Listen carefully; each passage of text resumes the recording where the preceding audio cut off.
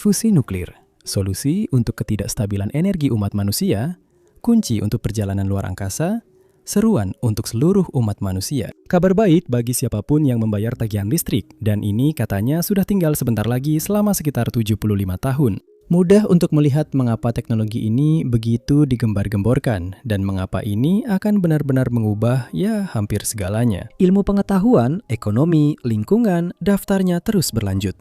Tidak hanya merupakan sumber energi yang bersih dan berkelanjutan, dengan gas helium inert sebagai limbah utamanya, tetapi juga sangat efisien. Dan kita akan mendapatkan banyak balon helium yang bagus. Fusi nuklir menghasilkan hampir 4 juta kali lebih banyak energi per kilogram dibandingkan bahan bakar fosil yang sangat banyak. Namun, meskipun kita sudah sangat memahami fisikanya dan telah melakukan penelitian, serta membangun reaktor uji selama puluhan tahun, fusi nuklir masih belum berperan apapun dalam jaringan listrik kita. Akhirnya, komunitas fisika global memutuskan bahwa dibutuhkan kolaborasi dari beberapa negara dengan anggaran yang sepadan untuk mencapai terobosan teknologi yang diperlukan. Reaktor Eksperimental Termonuklir Internasional, atau karena namanya sangat panjang, ITER, saat ini sedang membangun reaktor fusi nuklir tokamak terbesar di dunia di Saint-Paul-les-Durance, Prancis Selatan. Dan saya mohon maaf orang-orang Prancis. Dengan ITER, para ilmuwan dari seluruh dunia berencana untuk benar-benar membawa fusi nuklir semakin dekat dengan kenyataan. Ya, setidaknya tahun 2035. Energi masa depan. Meskipun beberapa dekade terakhir telah membuktikan bahwa fusi nuklir adalah tantangan berat bagi manusia, proses ini sangat umum terjadi di seluruh alam semesta. Inilah fenomena yang menyebabkan bintang-bintang seperti matahari menghasilkan energi. Secara tidak langsung, ini adalah sumber dari sebagian besar energi yang sudah kita konsumsi. Mulai dari bahan bakar fosil yang mengandung energi matahari yang terperangkap oleh tumbuhan puluhan juta tahun lalu, hingga pembangkit listrik tenaga air yang memanfaatkan siklus air yang digerakkan oleh radiasi matahari. Namun, meskipun ada judul-judul yang disederhanakan dan slogan-slogan menarik, fusi nuklir yang diharapkan para fisikawan tercapai di reaktor seperti ITER tidaklah persis sama dengan yang terjadi di dalam bintang. Fusi nuklir matahari sangatlah elegan dalam kesederhanaannya. Inti dari protium, yaitu isotop hidrogen yang hanya memiliki satu proton di inti dan tanpa neutron, bergabung untuk membentuk deuterium, yaitu isotop hidrogen yang memiliki satu proton dan satu neutron. Yang menjadi tantangan di sini, jika Anda perhatikan, adalah salah satu proton harus berubah menjadi neutron. Biasanya, dua proton bebas tidak akan menyatu karena bahkan di matahari, gaya elektromagnetik cukup kuat untuk memisahkan mereka meskipun mereka bertabrakan. Namun, jika gaya nuklir lemah menyebabkan salah satu proton ini mengalami peluruhan beta plus tepat pada saat mereka bertabrakan, gaya nuklir kuat dapat mengambil alih dan mengalahkan gaya elektromagnetik, sehingga menjaga inti tetap bersatu dan membentuk deuterium. Peluruhan beta plus secara bersamaan melepaskan sebuah positron dan neutrino. Sekarang, karena bagian dari proses ini pada dasarnya bergantung pada peluang acak, proses ini sangat tidak efisien. Proton-proton di inti matahari harus menunggu rata-rata selama 9 miliar tahun sebelum mereka berhasil menemukan pasangan untuk bergabung. Namun, setelah itu terjadi, hal tersebut memicu serangkaian peristiwa cepat yang disebut rantai PP. Rantai PP, sungguh? Berkat tambahan neutron dan kekuatan gaya nuklir kuat, inti deuterium yang baru terbentuk hanya membutuhkan waktu 4 detik untuk bergabung dengan proton bebas lainnya, sehingga menghasilkan helium-3. Ini adalah isotop helium dengan 2 proton dan 1 neutron, dan ya, perhitungannya memang benar. Namun, semuanya belum selesai. Dengan waktu tunggu rata-rata 400 tahun masih tergolong cepat dibandingkan langkah pertama, 2 inti helium-3 saling bertemu untuk bergabung menjadi helium-4, yaitu isotop helium dengan 2 proton dan 2 neutron. Dan ya, perhitungannya memang benar, tapi kalau kamu menyimaknya, kamu akan menyadari bahwa ini menyisakan 2 proton yang belum terhitung. Kali ini mereka dikeluarkan kembali ke dalam plasma matahari, di mana mereka akan memulai seluruh siklus dari awal lagi, yaitu menunggu selama 9 miliar tahun. Dalam kasus matahari kita, setidaknya untuk saat ini, helium-4 ini hanya akan tetap berada di sana dan menikmati kekacauan abadi yang terjadi di sekitarnya. Namun, dalam sekitar 5 miliar tahun, akan tiba saatnya ketika tidak ada cukup hidrogen yang tersisa untuk menghasilkan fusi yang cukup guna menciptakan tekanan keluar untuk melawan gravitasi. Inti matahari akan runtuh, dan peningkatan tekanan serta panas akan menyebabkan helium mulai mengalami fusi juga. Dalam proses yang disebut proses triple alpha, matahari akan menghasilkan berilium, lalu karbon, dan akhirnya oksigen. Sekarang, matahari tidak memiliki cukup massa untuk melanjutkan dari sana. Matahari akan melepaskan lapisan luarnya untuk membentuk nebula planeter sambil meninggalkan bongkahan karbon dan oksigen yang bersinar yang disebut katai putih. Namun bintang-bintang yang lebih besar, setidaknya 8 kali lebih berat dari matahari kita, jadi cukup besar, bisa terus melanjutkan proses fusi. Mereka bahkan bisa menggabungkan inti oksigen untuk menciptakan silikon dan akhirnya besi sebelum meledak dalam supernova besar. Lautan plasma berisi proton-proton yang saling bertabrakan hanya bisa tetap terkandung di dalam matahari karena ukurannya yang sangat besar. Dengan kepadatan 150 gram per sentimeter kubik, inti matahari lebih dari 10 kali lebih padat daripada timbal padat, dan gravitasi yang dihasilkan menjaga cukup banyak proton tetap berdekatan sehingga fusi nuklir bisa terjadi. Bahkan jika langkah awal itu memang memakan waktu 9 miliar tahun. Insinyur nuklir tidak punya kemewahan waktu 9 miliar tahun atau masa 330.000 kali lipat dari bumi. Akibatnya, mereka harus menggunakan magnet yang sangat kuat untuk menahan plasma dan menggunakan bahan bakar yang sudah mau menyatu tanpa memerlukan gaya nuklir lemah. Secara khusus, reaktor tokamak seperti ITER menggunakan deuterium dan tritium, yaitu isotop hidrogen yang lebih berat lagi yang terdiri dari 1 proton dan 2 neutron. Selain itu, karena mereka tidak bisa membuat bahan bakar sepadat matahari, mereka harus memanaskannya lebih tinggi lagi untuk memastikan partikel-partikel bergerak cukup cepat agar bisa menyatu saat bertabrakan. Ini berarti 150 juta Kelvin, yang mana 10 kali lebih panas dari inti matahari. Ketika sistem ini menggunakan inti deuterium dan tritium, ia membentuk helium-4 seperti matahari, dengan sisanya berupa 1 neutron bebas yang sangat berenergi tinggi. Potensi energi luar biasa dari proses-proses ini dapat dilihat dalam persamaan sederhana Einstein E sama dengan mc², yang mencerminkan bahwa massa materi dapat diubah menjadi sejumlah besar energi. Ambil 1 kg bahan bakar bintang saat melewati seluruh rantai PP. Pertama, kita memiliki 4 inti protium, masing-masing dengan massa 1,0078 U. Itu adalah satuan standar untuk massa atom, dengan total 4,0313 U. Pada saat kita memiliki atom helium-4, kita hanya memiliki sekitar 4 U. Kita kehilangan sekitar 0,03 atau sekitar 0,7% dari massa awal kita. Jika kita berbicara tentang 1 kg bahan bakar, itu berarti kita kehilangan 7 gram. Itu mungkin tidak terlihat banyak, tapi coba masukkan ke dalam persamaan Einstein. Itu adalah massa dikalikan kecepatan cahaya, yang hampir 300 juta meter per detik kuadrat. Hasilnya adalah 6,4 kali 10 pangkat 14 Joule energi. Jumlah yang benar-benar luar biasa. Itu kira-kira 177.000 megawatt jam yang cukup untuk memasok energi ke sebuah kota sebesar Boulder, Colorado selama lebih dari sebulan. Dengan 7 gram.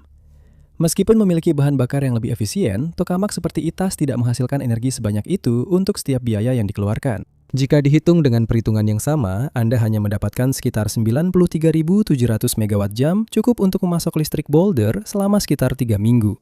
Sebagai perbandingan, 1 kg gas alam yang dibakar di pembangkit listrik hanya menghasilkan 0,009 megawatt jam atau 9 kilowatt jam. Itu kira-kira cukup untuk mencuci 3 kali pakaian, atau mungkin memanggang kalkun Thanksgiving selama 4 jam. Jadi, Anda mungkin bisa melihat mengapa fusi menarik begitu banyak perhatian. Hanya bercanda. Astrofisikawan Amerika Lyman Spitzer umumnya dianggap sebagai bapak penelitian fusi nuklir sipil, karena dia mendorong pemerintah Amerika Serikat untuk mengubah proyek Matterhorn dari penelitian senjata fusi menjadi penelitian reaktor fusi, yang menghasilkan berdirinya Laboratorium Fisika Plasma Princeton. Yang tidak begitu dikenal adalah bahwa Lyman Spitzer sendiri sebenarnya terinspirasi oleh seorang ilmuwan Argentina, Ronald Richter. Pada bulan Maret 1951, Presiden Argentina Juan Perón membuat pengumuman mengejutkan bahwa Ronald Richter telah berhasil melepaskan energi atom. Namun alih-alih membelah atom uranium seperti pada reaktor fisi nuklir, dia menggunakan fusi nuklir terkontrol dari hidrogen. Ternyata, meskipun merupakan negara kecil dan pedesaan dengan hanya 16 juta penduduk pada saat itu, Argentina telah menggelontorkan jutaan ke dalam proyek rahasia mereka, HUEMEL, di mana Ronald Richter membangun sebuah bunker beton setinggi 40 kaki di sebuah pulau terpencil di Patagonia dengan nama yang sama. Setelah kebakaran menghancurkan sebagian besar peralatannya di laboratoriumnya di Cordoba, Richter yakin bahwa mata-mata sedang berusaha menyabotnya, dan dia meminta Presiden Perón untuk lokasi yang terlindungi dan terisolasi. Namun, Richter akhirnya bahkan tidak menggunakan bunker itu. Setelah mengaku melihat retakan mikroskopis di bagian luar beton setebal 4 meter itu, dia menyatakan bunker tersebut tidak berguna dan memerintahkan agar seluruhnya dibongkar. Kemudian, dia membuat reaktor fusi nuklir di dalam sebuah bangunan bata kedua di pulau itu, dan reaktor tersebut mulai menghasilkan energi positif pada Februari 1951. Atau setidaknya, itulah yang dia katakan. Sementara komunitas internasional terkejut bahwa Argentina bisa begitu cepat mengembangkan fusi nuklir sebelum negara adidaya seperti Amerika Serikat dan Uni Soviet. Hal ini segera memudar, dan para ilmuwan mulai meninjau data Richter dan menemukan beberapa masalah yang cukup mencolok. Klaim keberhasilan Richter bergantung pada beberapa pembacaan, seperti pelebaran Doppler, pembacaan radiasi, dan deteksi ultrasonik. Tetapi ilmuwan lain menunjukkan bahwa datanya lebih mirip kerusakan peralatan atau salah penafsiran. Sebagai contoh, Insinyur Mario Bangora, yang merupakan bagian dari komite investigasi, menunjukkan bahwa bunyi klik pada pencacah Geiger Richter bukan berasal dari neutron dan radiasi nuklir, melainkan gangguan elektromagnetik dari percikan listrik besar reaktor tersebut. Banyak ilmuwan dan pejabat meminta Richter untuk mengulangi tesnya guna membuktikan klaimnya, tetapi dia menolak. Sebaliknya, dia tetap bertahan di pulaunya dan menolak permintaan untuk menerbitkan makalah atau mengizinkan ilmuwan independen berkunjung. Akhirnya, tanpa pernah mereproduksi hasilnya sekalipun, dia memerintahkan reaktor itu dihancurkan dan memerintahkan pembangunan sebuah bunker beton besar lainnya, kali ini di bawah tanah. Saat proses penggalian bunker ini berlangsung, pemerintah menutup seluruh proyek tersebut. Sementara banyak orang melihat Ronald Richter sebagai penipu yang mencoba menguras ratusan juta peso dari pemerintah Argentina, lebih banyak lagi yang percaya bahwa dia memang agak tidak waras. Dia tampak menderita paranoia dan sering menyalahkan mata-mata serta sabotase atas kegagalan eksperimen, di samping terus-menerus salah menafsirkan data agar sesuai dengan tujuannya. 3 tahun setelah proyek itu diumumkan, sebuah kudeta militer menggulingkan Presiden Juan Perón dan pemerintah baru menangkap Richter atas tuduhan penipuan serta pemborosan dana negara. Dia dipenjara untuk waktu yang singkat, tetapi akhirnya menghabiskan sebagian besar sisa hidupnya di pinggiran kota Buenos Aires sebelum akhirnya meninggal pada tahun 1991 tanpa pernah sekalipun mengakui bahwa dia salah tentang reaktornya. Reruntuhan fasilitas di Kepulauan Kunal masih terlihat hingga hari ini, dan perahu wisata beroperasi dari Bariloche terdekat untuk memberikan kesempatan kepada pengunjung melihatnya jika Anda tertarik. Meskipun sekitar $525 juta yang dihabiskan untuk Rohel Richter dan Project Huemel sebenarnya tidak menghasilkan energi positif bersih, atau bahkan fusi nuklir, uang itu tidak sepenuhnya terbuang sia-sia. Karena pada akhirnya hal itu menginspirasi Lyman Spitzer. Setelah astrofisikawan tersebut pertama kali mengetahui tentang reaktor fusi yang diklaim itu, dia mengambil cuti beberapa hari untuk pergi bermain ski dan memikirkan desain Richter, khususnya gagasan menahan plasma panas di dalam medan magnet. Dan konsep ini telah menginspirasi sebagian besar penelitian fusi dan reaktor eksperimental, termasuk yang sedang dibangun di ITER. Donat plasma. Sebuah reaktor fusi nuklir harus mengatasi sesuatu yang disebut penghalang Coulomb. Ini adalah titik di mana dua proton cukup dekat sehingga gaya nuklir kuat mengambil alih dan mereka menyatu, bukannya saling tolak oleh gaya elektromagnetik. Matahari menggunakan sebuah trik besar untuk melewati penghalang ini, yaitu terowongan kuantum. Ini seperti trik sulap dalam fisika. Ingat, proton adalah partikel subatom, tapi mereka juga merupakan gelombang, yang berarti posisi mereka bersifat probabilistik. Jika fungsi gelombang meluas melewati sebuah penghalang, ada kemungkinan tidak nol bahwa partikel tersebut akan muncul di sisi lain. Untuk menjelaskannya dengan istilah awam, beberapa proton di matahari secara acak seperti melakukan teleportasi melintasi penghalang Coulomb untuk menempel pada proton lainnya. Namun, dua proton itu hanya akan berada sebagai satu inti atom selama sepersekian detik saja jika bukan karena peluruhan beta yang sudah kita bahas sebelumnya. Jika salah satu proton meluruh menjadi neutron pada saat yang tepat, ia tidak akan mendorong pasangannya menjauh. Tahukah kamu bahwa kemungkinan fenomena ini terjadi pada saat yang tepat sehingga memungkinkan terjadinya fusi nuklir sangatlah kecil, sehingga butuh waktu 9 miliar tahun untuk terjadi? Kamu mungkin sudah tahu, sudah disebutkan beberapa kali. Matahari adalah bola raksasa fusi nuklir karena memiliki jumlah proton yang sangat banyak. Secara spesifik, kalau kamu tertarik, jumlahnya adalah 1,2 kali 10 pangkat 57. Itu berarti angka 12 diikuti oleh 56 nol. Itu banyak sekali proton. Dan banyak sekali nol. Kita tidak punya sebanyak itu proton, juga tidak punya waktu miliaran tahun. Sebagai gantinya, para fisikawan harus mengatasi penghalang Coulomb dengan memanaskan proton begitu tinggi, sehingga mereka bergerak sangat cepat, sehingga mereka bisa menembusnya tanpa perlu terowongan kuantum. Namun, bagaimana Anda secara fisik menahan plasma yang suhunya 150 juta derajat? Setiap material fisik akan langsung menguap. Inilah yang membuat Lyman Spitzer sangat tertarik pada eksperimen Ronald Richter yang sebenarnya gagal. yaitu gagasan menggunakan magnet untuk menahan plasma. Namun, hal itu tidak semudah kedengarannya. Pertama-tama, kamu tidak bisa begitu saja membuat susunan magnet berbentuk tabung lurus. Ingat, partikel-partikel di dalam plasma bergerak sangat cepat, hampir 1360 km per detik, atau sekitar 3 juta mil per jam. Pada dasarnya, mereka akan dengan sangat cepat mencapai ujung tabung dan menabrak dindingnya, lalu menguapkannya. Solusinya adalah menempatkan magnet-magnet itu dalam sebuah lingkaran seperti donat logam raksasa. Sekarang mereka hanya berputar-putar dalam lingkaran, tapi ini menimbulkan masalah baru. Magnet-magnet di bagian dalam lingkaran, di dalam lubang donat, jika boleh dibilang lebih rapat satu sama lain dibandingkan dengan yang di bagian luar. Hal ini menyebabkan medan magnet menjadi lebih kuat di bagian dalam lingkaran, sehingga terjadi pergeseran. Proton bermuatan positif dari plasma dan elektron bermuatan negatif terdorong ke arah yang berlawanan. Dan partikel-partikel yang sangat berenergi itu kembali menabrak dinding lalu menguap. Lyman Spitzer memecahkan masalah ini dengan menciptakan stellarator pada tahun 1951. Bentuknya seperti angka 8. Perubahan geometri sederhana ini berarti partikel-partikel yang bergerak di bagian dalam tabung pada satu titik akan berada di bagian luar pada titik pelengkap dalam bentuk angka 8 itu. Sayangnya, desain ini terbukti terlalu sulit untuk dibangun dalam skala yang cukup besar. Fisikawan lain telah mencoba mengadaptasi stellarator dengan mempertahankan bentuk donat sederhana yang menggunakan magnet 3D yang sangat melengkung untuk memutar plasma saat bergerak melalui tabung. Namun, magnet-magnet ini adalah mimpi buruk bagi para insinyur dan membutuhkan presisi mikroskopis. Sebagai gantinya, desain lain telah mendominasi penelitian fusi nuklir, yaitu tokamak.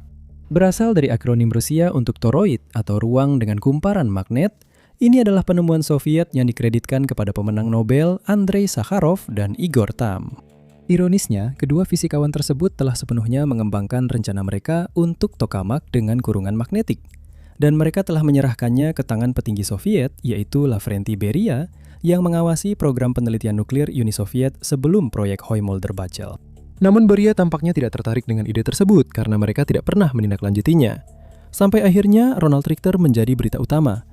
Pada bulan April tahun itu, Dmitry Efremov dari Institut Penelitian Ilmiah Perangkat Elektrofisika Uni Soviet, nama yang panjang lagi, masuk dengan tergesa-gesa ke kantor Igor Kurchatov, direktur proyek bom atom Uni Soviet, dan menuntut penjelasan mengapa mereka dikalahkan oleh Argentina dalam hal fusi nuklir. Kurchatov menghubungi Beria, dan pada tanggal 5 Mei, Joseph Stalin sendiri menandatangani proposal tokamak. Tokamak mempertahankan bentuk donat yang sederhana, tetapi memecahkan masalah magnet dengan mengalirkan arus listrik yang kuat melalui plasma itu sendiri. Ini menciptakan medan magnet melingkar yang disebut medan poloidal yang menyebabkan plasma berputar membentuk heliks. Dengan cara ini, partikel-partikel melewati medan magnet yang berbeda secara merata dan tidak terlempar ke dinding reaktor. Tokamak pertama yang berfungsi bernama T1 akhirnya diciptakan pada tahun 1958 di bawah kepemimpinan Lev Artsimovich.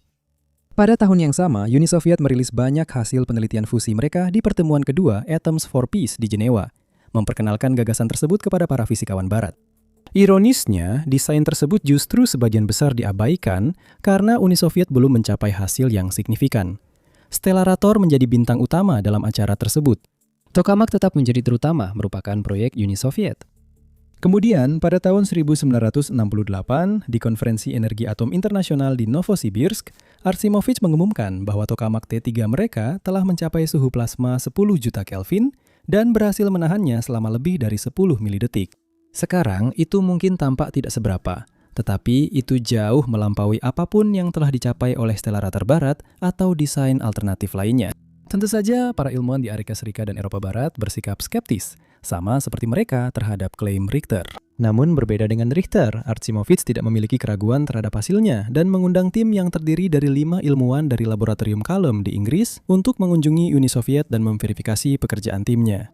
Pada tahun 1969, utusan Inggris yang dijuluki Culham 5 menghabiskan waktu berbulan-bulan di Moskow untuk memastikan bahwa klaim Soviet memang benar. Riset fusi nuklir berubah selamanya.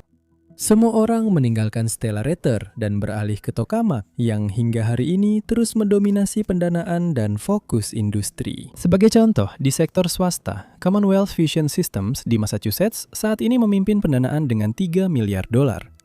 Mereka menggunakan desain tokamak. Namun jumlah ini sangat kecil dibandingkan dengan anggaran konstruksi ITER yang mencapai $20 miliar. Desain apa yang dipilih oleh megaproyek ini? Ya, mereka memilih tokamak tentu saja. Plasma panas era Perang Dingin. Jadi, dengan target penyalaan pada tahun 2035 luar biasa. Membayangkan bahwa awal mula ITER sudah ada sebelum saya lahir, tepat di tengah ketegangan Perang Dingin. Meskipun sedang berada dalam perlombaan senjata dengan ancaman Perang Dunia III yang selalu membayangi, Amerika Serikat dan Uni Soviet berhasil menyingkirkan perbedaan mereka untuk bertemu di Jenewa pada KTT Negara Adidaya tahun 1985. Itu adalah pertemuan pertama antara Presiden Amerika Serikat Ronald Reagan dan Sekretaris Jenderal Soviet yang baru diangkat, Mikhail Gorbachev. Kedua pemimpin itu berdebat tentang program militer dan senjata nuklir, tetapi mereka menemukan titik temu dalam hal fusi nuklir. Sebagian besar berkat penasihat ilmiah Gorbachev, Yevgeny Velikov, yang menegaskan kepada atasannya bahwa upaya kolaborasi internasional adalah satu-satunya cara untuk mencapainya. Dalam pernyataan akhir bersama mereka, para pria paling berkuasa di dunia secara resmi menganjurkan pengembangan kerjasama internasional yang seluas-luasnya dalam bidang fusi nuklir demi kepentingan seluruh umat manusia. Rencana yang lebih formal dikembangkan pada tahun 1986 di KTT Reykjavik, di mana Komite Inisiatif Empat Pihak dibentuk, terdiri dari Amerika Serikat, Uni Soviet, Jepang, dan Komunitas Energi Atom Eropa atau Euratom, yang pada saat itu mewakili 12 negara, termasuk Prancis, Jerman Barat, dan Inggris. Pada tahun 1987, Komite Inisiatif Empat Pihak bertemu di Markas Besar Badan Energi Atom Internasional atau IAA di Wina, di mana mereka merumuskan rincian diplomatik dan struktur organisasi. Mereka juga memutuskan nama, Reaktor Eksperimental Termonuklir Internasional, meskipun mereka langsung menyadari bahwa nama itu terlalu panjang dan memutuskan untuk menyebutnya ITER, yang juga berarti jalan dalam bahasa Latin.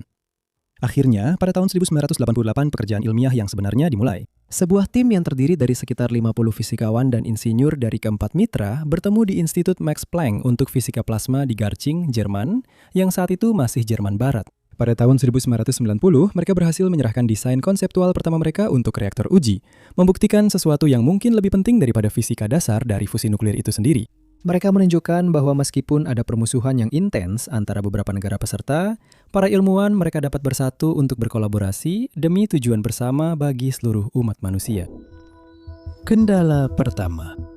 Hingga tahun 1992, ITER masih dalam tahap awal. Para ilmuwan dan diplomat yang terlibat sangat optimis, membuat rencana besar di atas kertas dan bermain-main dengan angka. Namun kemudian, mereka harus membawa rencana-rencana itu ke dunia nyata, di mana anggaran bernilai miliaran dolar, politik domestik yang tak terduga, dan hubungan internasional yang tegang sudah menanti. Masalah besar pertama muncul pada tahun 1998. Setelah sekitar 6 tahun membuat desain akhir reaktor, tim Engineering Design Activities mengungkapkan biaya yang dibutuhkan, 10 miliar dolar. Kongres Amerika Serikat bereaksi secara legislatif seolah tak percaya dan menarik Amerika Serikat sepenuhnya keluar dari proyek tersebut pada tahun 1999. Tanpa pendanaan dari ISRIC, anggaran yang masuk akal untuk ITER menjadi sangat terbatas. 3 anggota yang tersisa yaitu Rusia yang mengambil alih dari Uni Soviet, Jepang, dan Euratom yang saat itu mewakili Uni Eropa beserta 15 negara anggotanya serta Kanada. Anehnya, butuh waktu 2 tahun untuk menghasilkan desain yang jauh lebih sederhana, yang dikenal sebagai ITER-FIT untuk energi fusi tokamak tingkat lanjut. Meskipun pada dasarnya memangkas biaya hingga setengahnya, tim percaya bahwa tujuan ilmiah utamanya tetap terjaga. Inilah rencana yang pada dasarnya diikuti oleh ITER saat ini. Masalah besar lainnya muncul saat memilih lokasi. Meskipun mungkin tidak mendominasi halaman buku sejarah SMA, hal ini sebenarnya berkembang menjadi salah satu kebuntuan diplomatik paling dramatis dalam sejarah sains modern dan menjadi simbol geopolitik utama pada masa itu. Awalnya ada 4 penawaran, Clarington di Kanada dekat Toronto, Vandelos di Spanyol dekat Barcelona, Kampus Cadarache di Saint-Paul-les-Durance, Prancis dekat Marseille, dan Rocasio di Jepang. Semua lokasi ini memiliki keunggulannya masing-masing. Lokasi yang diusulkan Kanada di Clarington berada tepat di sebelahnya, fasilitas penghapusan tritium Darlington. Karena reaktor nuklir domestik Kanada, reaktor candu, menggunakan air berat, mereka menghasilkan tritium sebagai produk sampingan. Tritium sangat langka dan radioaktif, tetapi ITER akan membutuhkan pasokan tritium yang stabil, sehingga Clarington menjadi pilihan yang ideal. Demikian pula, lokasi di Spanyol dekat Barcelona juga berada di dekat pembangkit nuklir yang sudah ada. Yang lebih penting, lokasinya berada di sebelah pelabuhan laut dalam yang sangat besar, yang akan sangat menguntungkan logistik proyek tersebut. Lokasi yang diusulkan Prancis memiliki keunggulan besar karena Cadarache sudah menjadi rumah bagi Thor Supra Tokamak, yang sekarang disebut West. Ini berarti Saint Paul Durang sudah memiliki budaya nuklir dan tenaga kerja terdidik serta spesialis yang dibutuhkan oleh ITER. Terakhir, Rikasho di Jepang mendapat keuntungan dari akses pantai ke pelabuhan seperti Vandeos, dan kota tersebut sudah memiliki pabrik pemrosesan ulang nuklir. Selain itu, pemerintah Jepang berkomitmen untuk membangun desa internasional kelas dunia bagi para ilmuwan ITER. Pada tahun 2003, para peserta menyetujui formula pembagian biaya untuk lokasi ITER. Negara tuan rumah harus menanggung tagihan besar, yaitu 48% dari total biaya konstruksi. Sementara 52% sisanya dibagi di antara mitra lainnya. Berdasarkan anggaran saat itu berarti sekitar 5,5 miliar dolar Kanada mundur dari persaingan. Sementara itu, Euratom memutuskan mereka harus bersatu mendukung satu kandidat. Spanyol setuju untuk mundur dengan syarat bahwa lembaga yang bertanggung jawab mengelola kontribusi keuangan dan pengadaan Eropa untuk ITER, yang sekarang disebut Fusion for Energy atau F4E, akan berlokasi di Barcelona dan orang Spanyol akan diutamakan untuk peran direktur pertama. Pada tahun yang sama, Amerika Serikat di bawah Presiden George W. Bush bergabung kembali dengan ITER, dan Tiongkok serta Korea Selatan juga ikut bergabung. Dua tawaran lokasi yang tersisa membagi para anggota. Euratom, Rusia, dan Tiongkok mendukung Prancis, sementara Amerika Serikat dan Korea Selatan mendukung Jepang. 3 lawan 3. Kini, kebuntuan ini semakin diperparah oleh invasi Amerika Serikat ke Irak pada tahun 2003.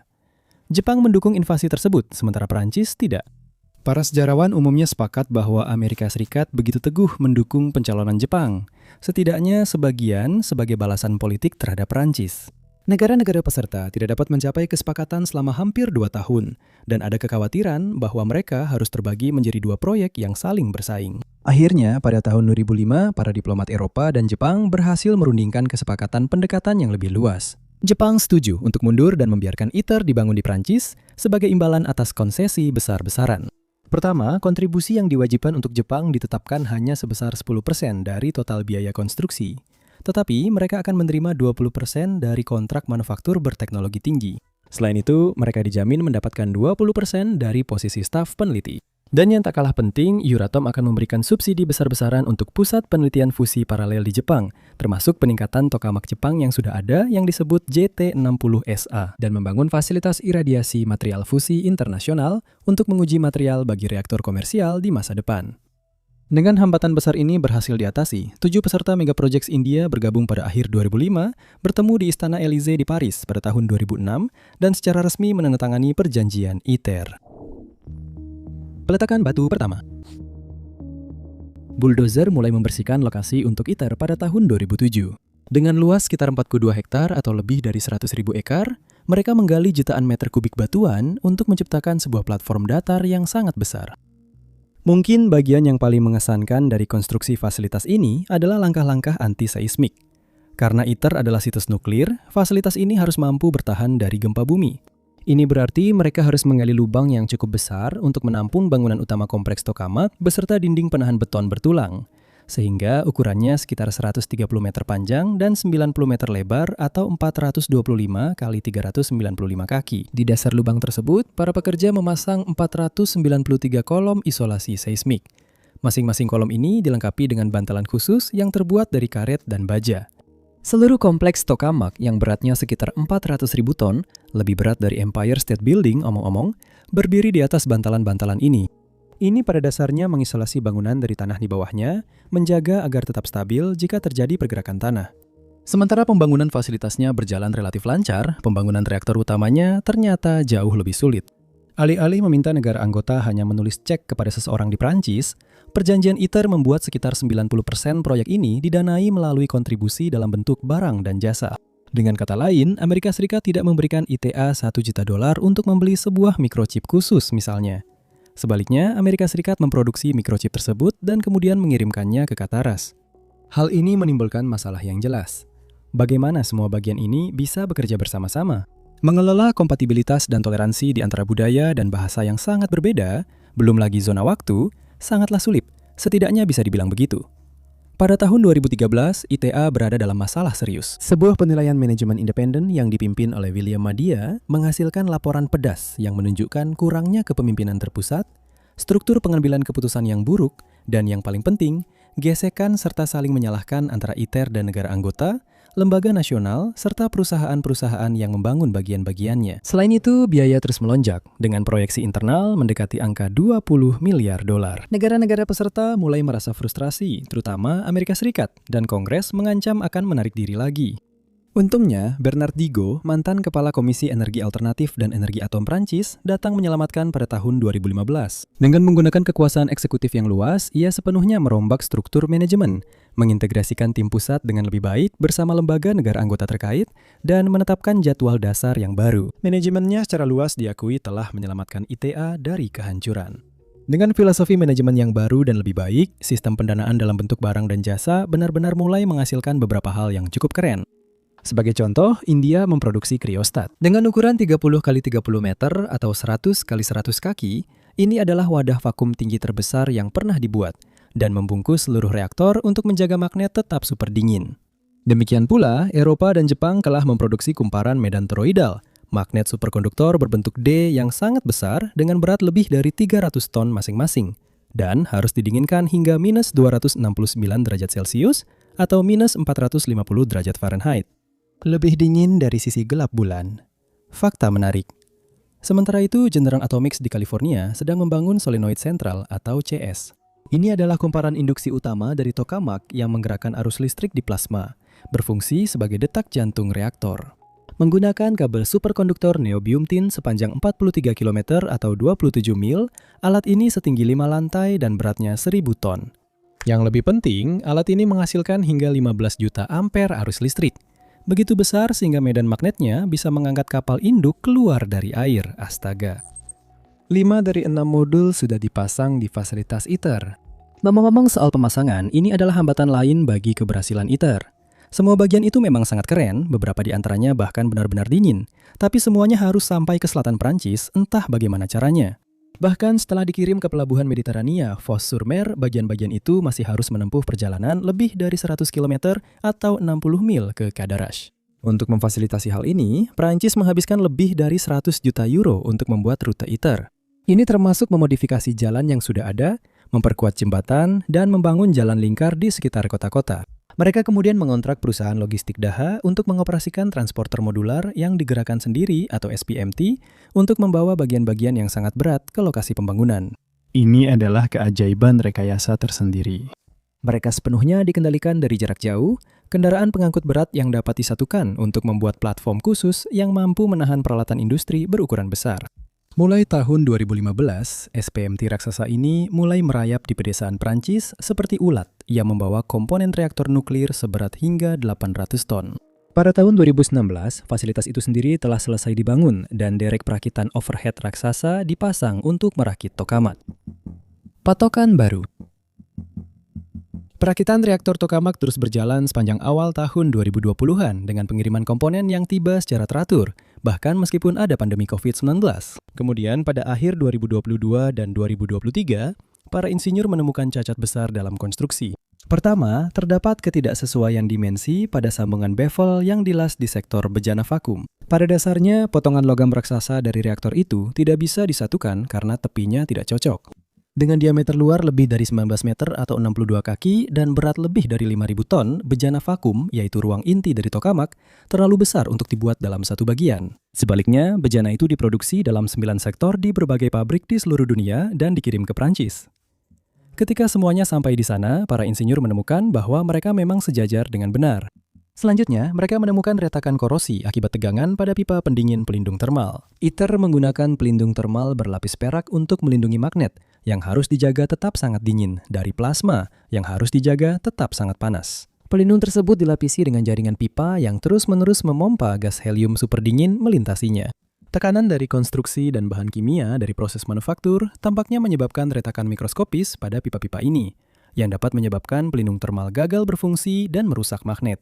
Perakitan tokamak harus dihentikan sementara para insinyur mencari cara untuk memperbaiki komponen-komponen ini, yang sebagian besar diproduksi di negara lain. Akibatnya, ITER benar-benar membatalkan rencana mereka untuk semburan plasma yang dijadwalkan pada tahun 2025.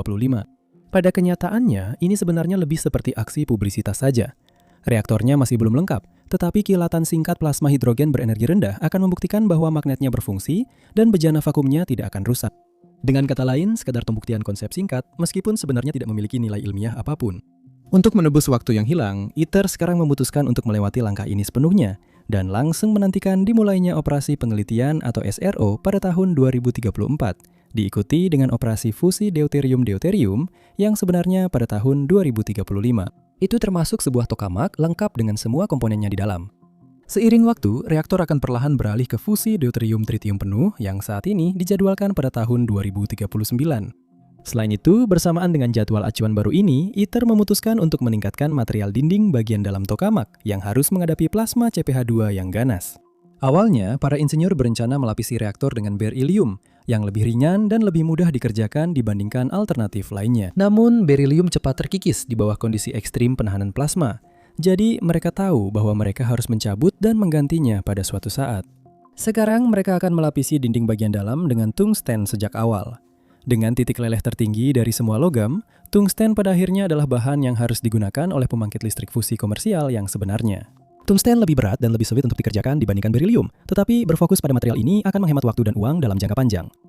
Ketika selesai, ITER tokamak akan menampung volume plasma lebih dari 830 meter kubik atau hampir 30.000 kaki kubik yang terbesar yang pernah dibangun, dan 8 kali lebih besar dari tokamak terbesar yang saat ini beroperasi. Tokamak ini akan memiliki berat 23.000 ton setara dengan 3 menara Eiffel dan mengandung 60 meganewton gaya, 2 kali lipat dorongan pesawat ulang-alik saat lepas landas. Meskipun volume plasma sangat besar, ruang hampa hanya akan diisi dengan sekitar 1 gram gas. Namun demikian, dengan waktu penahanan hanya 3,4 hingga 3,5 detik, ITER berharap dapat menghasilkan 500 megawatt daya termal melalui fusi deuterium-tritium, cukup untuk memasok listrik ke 500 juta rumah. Masalahnya, jadi reaktor ITER akan menghasilkan 500 megawatt daya termal, sementara hanya membutuhkan 50 megawatt input termal untuk memanaskan plasma. Dalam istilah rekayasa, ini memberikan ITER faktor Q sebesar 10, karena menghasilkan daya 10 kali lebih banyak daripada yang dikonsumsinya. Namun, yang sering disalahpahami adalah bahwa ini hanyalah faktor Q ilmiah. Ini hanya menghitung panas yang masuk ke plasma dan yang keluar darinya. Ini tidak mempertimbangkan sejumlah besar listrik yang dibutuhkan untuk mendinginkan magnet, menjalankan pompa vakum, atau sekedar menyalakan lampu di fasilitas sebesar itu. Pada kenyataannya, ITER membutuhkan sekitar 300 megawatt untuk mengoperasikan reaktornya. Selain itu, pembangkit listrik komersial yang mengandalkan tenaga termal untuk memutar turbin uap jarang melebihi efisiensi 35%.